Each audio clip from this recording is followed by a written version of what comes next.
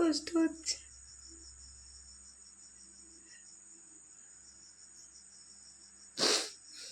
আজকে এই পৃথিবীতে মা বাবা ছাড়া হয়তো কেউ কারো আপন নয়। যতক্ষণ মা বাবা আছে ততক্ষণ তুমি ভাবলে যে হ্যাঁ আমার মাথার উপরে ছাদ আছে বা আমার মানে ভিটাটা শক্ত আছে। যতক্ষণ মা বাবা থাকবে না তোমার পাশে, তুমি তখন বুঝে নিলে যে আমার ভিটাটা নড়ে গেল, মানে ভিটাটা শক্ত নেই তোমার।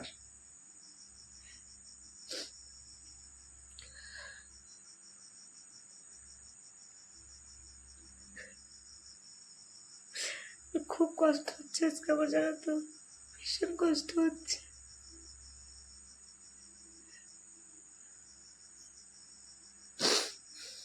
আজকে আজকে যদি আমার স্বামী বেঁচে থাকতো, আজকে হয়তো এই দিনটা আমাকে দেখতে হতো না।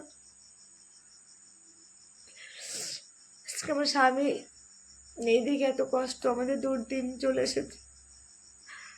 আমার স্বামী নেই দেখে ছেলে মেয়ে দুটোকে আমি না খেয়ে রাখি সময়তে, ওদেরকে আমি খাওয়াতে পারি না, ওদেরকে আমি ঠিকমতো পড়াশোনা করতে পারছি না, বই খাতা লাগলে বই খাতা কিনতে পারছি না আমি।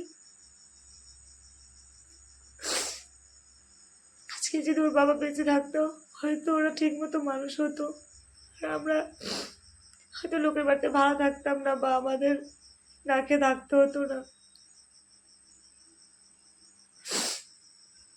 আর আমাকেও হয়তো লোকের বাড়িতে বাড়িতে কাজ করতে হতো না এইভাবে কষ্ট করে। তো তোমাদেরকে বলছি সবাইকে, স্বামী থাকতে স্বামীকে মূল্য দাও। স্বামী চলে গেলে মানে কি বলবো, তখন আশ্বাস করেও লাভ নেই। আমার নেই, আমি বুঝতে পারছি যে স্বামী থাকাটা কতটা ইম্পর্টেন্ট, কতটা দরকার। একটা মেয়ে মানুষ স্বামী ছাড়া চলতে পারে না, কোনোদিন চলতে পারে না। মানে কি বলবো, একটা পুরুষ ছাড়া একটা মেয়ে মানুষ অচল, সত্যি অচল। আমি সেই জিনিসটা ফিল করছি এখন। হয়তো ওর বাবা থাকতে বুঝতে পারতাম না, কি করে বা বুঝতে পারবো বলো? তখন তো আমাকে আর কাজ করতে হতো না, বা আমাকে চিন্তা ভাবনা করতে হতো না কি দিয়ে চাল আনবো, কি দিয়ে নুন আনবো, কি দিয়ে তেল আনবো, ছেলে মেয়েকে কি করে মানুষ করব। এই চিন্তা ভাবনাটা তো তখন আমার আর ছিল না, যে চিন্তা ভাবনাটা এখন এসেছে। সেই জন্য তোমাদের বলছি, স্বামী থাকতে স্বামীকে মূল্য দাও, ভালোবাসো। চলে গেলে কোনোদিন আর ফিরে পাবে না। তখন থেকে আমার মানে ভেতরটা ভাঙতে ভাঙতে মানে শেষ হতে হতে, মানে আজকে আমার ভেতরে কিচ্ছু নেই, সত্যি কিচ্ছু নেই। তোমরা শুধু দেখছো, মানুষটাকে দেখতে পাচ্ছ, কিন্তু আমার ভেতরটা কিন্তু ফাঁকা হয়ে গেছে, সত্যি বলছি ফাঁকা হয়ে গেছে, জানো তো। মানে সবসময় কান্নাকাটি, টেনশন, চিন্তা ভাবনা নিয়ে থাকি। মানে কি বলবো বলো তো, টাকা থাকলে মানুষের হয়তো এই দুশ্চিন্তাটা হয় না। আমার যেহেতু টাকা পয়সা নেই, সবসময় প্রবলেম তৈরি হয়ে থাকে। মানে এটা থাকে তো ওটা থাকে না, ওটা থাকে তো ওটা থাকে না, ছেলে মেয়েকে কী খাওয়াবো, মানে সকাল হলে কি রান্না করব, মানে এই যে জিনিসগুলো আমাকে ফিল করতে হয় সবসময়, সবসময় জিনিসগুলো চিন্তা ভাবনা করতে হয়। ওই জন্য মানে সবসময় না, মানে ভিতরটা মানে হাহাকার করে, মানে ফাঁকা হয়ে গেছে ওর ভিতরটা। মানে সবাই তো মনে হয় যে কেন বেঁচে আছি, মনে হয় যে কিসের জন্য বেঁচে আছে এই পৃথিবীতে। এইভাবে কি বেঁচে থাকা যায় বলো?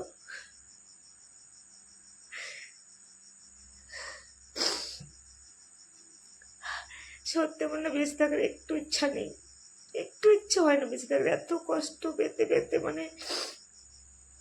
আর আমার বেঁচে থাকতে ইচ্ছা হয় না। মানে কত আর দুশ্চিন্তা করবো বলো, মানে কি করে আমরা চলবো, মানে এই চিন্তাটা আমার মাথার মধ্যে আমার সবসময় কাজ করেছে, কি করে চলবো আমরা, কি খেয়ে বেঁচে থাকবো। মানে আমাদের পরিস্থিতি এত খারাপ আসছে দিনে দিনে। ছেলে মেয়ে যখন ছোট ছিল তখন আমাদের এতটা মানে অভাব অনটন ছিল না। আমি যেটুকু কাজ করতাম চলে যেত, ভালোভাবে চলে যেত। তখন মানে এতটা প্রবলেম ছিল না। ওরা মানে যখন থেকে একটু বড় হচ্ছে, তখন থেকে মানে আমার চিন্তাগুলো বেশি আসছে, বা প্রবলেমগুলো বেশি দূর হচ্ছে, এই যে অভাব অনটনটা বেশি হচ্ছে। মানে ওদের যেহেতু বড় হচ্ছে দিনে দিনে, খাবারটা খাচ্ছে ওরা। আগে ছোট থাকতে তো ভাতটা ধরো খেত না, একটু খেত সামান্য। জামা কাপড় লাগছে, পড়াশোনা খরচা, তারপরে তোমার আদেশ তো আরো ইত্যাদি ইত্যাদি আছেই, ওগুলো তো বাদই দিলাম। তো এগুলো আমি কোথা থেকে পাবো বলো?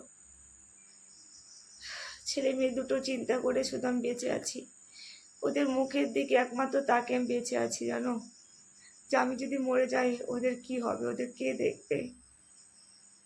ওরাও যে না খেয়ে না খেয়ে পথে পথে ঘুরে ঘুরে মরে যাবে, সেই চিন্তা করে জানো তো আমি বেঁচে আছি আজও।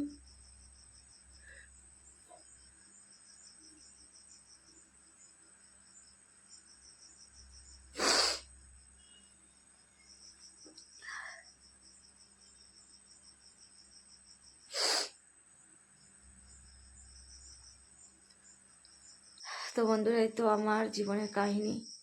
তো তোমরা প্লিজ আমার ভিডিওটা একটু বেশি বেশি করে সবাই শেয়ার করে দেবো, আর আমার পাশে থেকো। আমার দুঃখের কাহিনী তো তোমরা শুনলেই, আর কি বলবো তোমাদের। সবাই ভালো থেকো, সুস্থ থেকো। আজকের মতো এখানে আমি রাখছি।